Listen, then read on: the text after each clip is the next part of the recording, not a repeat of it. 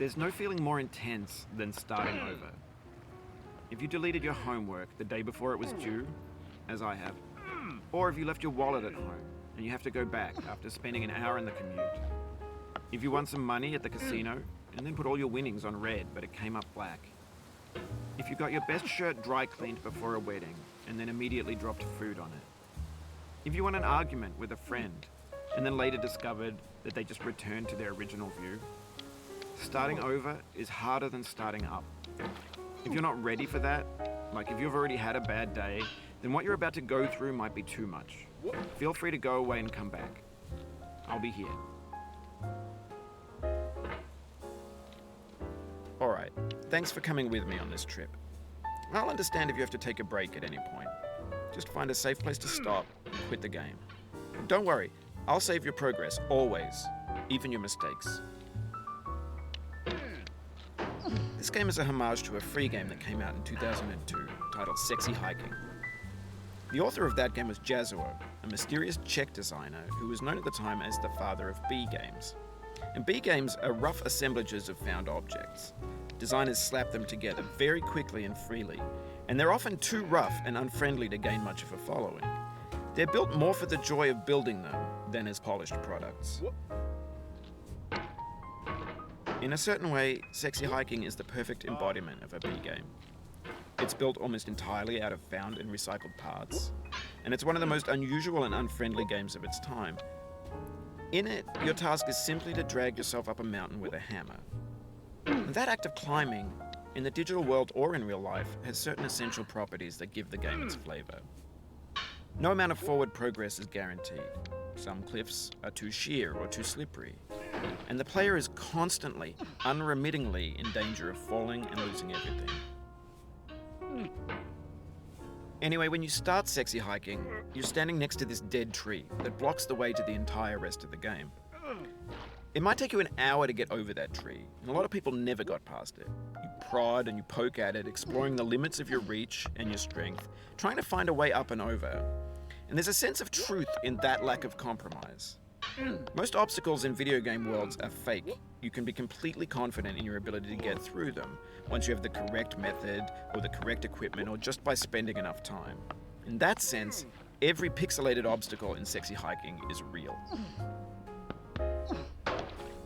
The obstacles in Sexy Hiking are unyielding, and that makes the game uniquely frustrating. But I'm not sure Jazuo intended to make a frustrating game.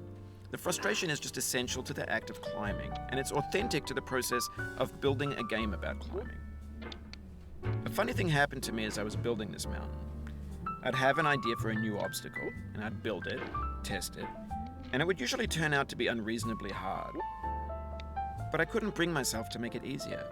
It already felt like my inability to get past the new obstacle was my fault as a player rather than as a builder. Imaginary mountains build themselves from our efforts to climb them, and it's our repeated attempts to reach the summit that turns those mountains into something real. When you're building a video game world, you're building with ideas, and that can be like working with quickset cement. You mold your ideas into a certain shape that can be played with, and in the process of playing with them, they begin to harden and set until they're immutable, like rock. And at that point, you can't change the world. Not without breaking it into pieces and starting fresh with new ideas. For years now, people have been predicting that games would soon be made out of prefabricated objects, bought in a store and assembled into a world. And for the most part, that hasn't happened, because the objects in the stores are trash. I don't mean they look bad or that they're badly made, although a lot of them are. I mean they're trash in the way that food becomes trash as soon as you put it in the sink. Things are made to be consumed and used in a certain context, and once the moment is gone, they transform into garbage. In the context of technology, those moments pass by in seconds. Over time, we've poured more and more refuse into this vast digital landfill that we call the internet. It now vastly outnumbers and outweighs the things that are fresh and untainted and unused. When everything around us is cultural trash, trash becomes the new medium, the lingua franca of the digital age. And you can build culture out of trash. But only trash culture. B games, B movies, B music, B philosophy. Maybe this is what digital culture is. A monstrous mountain of trash, the ash heap of creativity's fountain. A landfill with everything we ever thought of in it. Grand, infinite, and unsorted. There's 3D models of breakfast, Gen X's fanfic novels, scan magazines, green screen Shia LaBeouf, banned snuff scenes on LiveLeak. Facebook's got lifelike bots with unbranded adverts and candid shots of Kanye and Taylor Swift mashups, car crash epic failed GIFs, Russian dashcam vids, discussions of McRibs, discarded, forgotten, unrecycled, muddled, rotten, untitled. Everything's fresh for about 6 seconds, until some newer thing beckons, and we hit refresh. And there's years of persevering, disappearing into the pile, out of style, out of sight. In this context, it's tempting to make friendly content that's gentle, that lets you churn through it but not earn it. Why make something demanding if it just gets piled up in the landfill, filed in with the bland things? When games were new, they wanted a lot from you. Daunting you, taunting you, resetting and delaying you. Players played stoically. Now everyone's turned off by that. They want to burn through it quickly. A quick fix for the fickle. Some tricks for the clicks of the feckless. But that's not you. You're an acrobat. You could swallow a baseball bat. Now I know, most likely you're watching this on YouTube or Twitch, while some dude with 10 million views does it for you. Like a baby bird being fed chewed up food. That's culture too. But on the off chance that you're playing this, what I'm saying is, trash is disposable, but maybe it doesn't have to be approachable. What's the feeling like? Are you stressed? I guess you don't hate it if you got this far, feeling frustrated. It's underrated.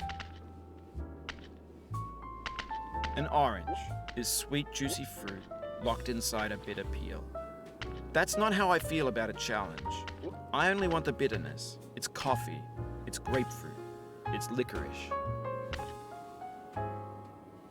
It feels like we're closer now. Composer and climber, designer and user. You could have refused, but you didn't. There was something in you that was hidden, that chose to continue. It means a lot to me that you've come this far, endured this much. Every wisecrack, every insensitivity, every setback you've forgiven me is a kingly gift that you've given me. We have the same taste, you and I. It's not ambition, it's ambition's opposite. An obdurate mission to taste defeat. You'll feel bad if you win, so I put this snake in for you. Have you thought about who you are in this?